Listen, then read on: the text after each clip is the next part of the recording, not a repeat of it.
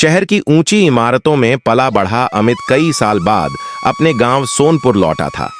Train से उतरते ही उसे मिट्टी की वही पुरानी खुशबू महसूस हुई जो बचपन में उसे हर सुबह जगाया करती थी।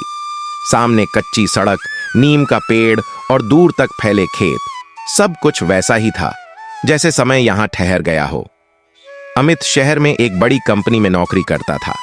भाग दौड़, ट्रैफिक और मशीनों की आवाज में उसने जिंदगी को बहुत करीब से देखा था, लेकिन सुकून कहीं खो गया था।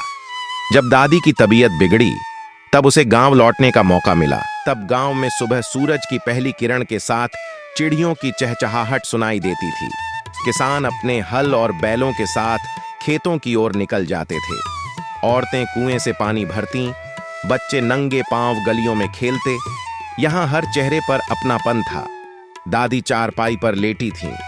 अमित को देखते ही उनकी आंखों में चमक आ गई।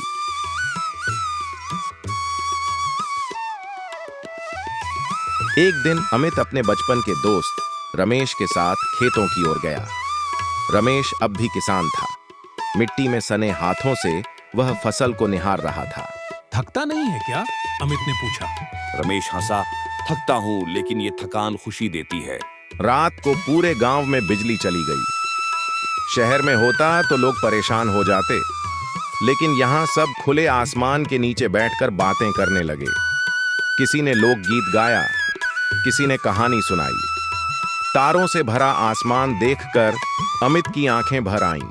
अगले दिन दादी ने कहा, गांव खाली हो रहे हैं बेटा, क्योंकि लोग भूल गए हैं कि असली अमीरी कहाँ है। उनकी बात अमित के दिल में उतर गई। कुछ दिनों बाद अमित शहर वापस लौटा, लेकिन इस बार एक फैसले के साथ। उसने अपनी नौकरी छोड़ दी और गांव में ही एक छोटा सा कृषि और शिक्षा केंद्र खोलने का सपना देखा, ताकि गांव के बच्चे पढ़ भी सकें और खेती भी आधुनिक तरीकों से हो। आज सोनपुर बदल रहा है, लेकिन अपनी आत्मा के साथ। और अमित समझ गया कि गांव सिर्फ रहने की जगह नहीं, संस्कृति, सुकून और संस्कारों का घर होता है।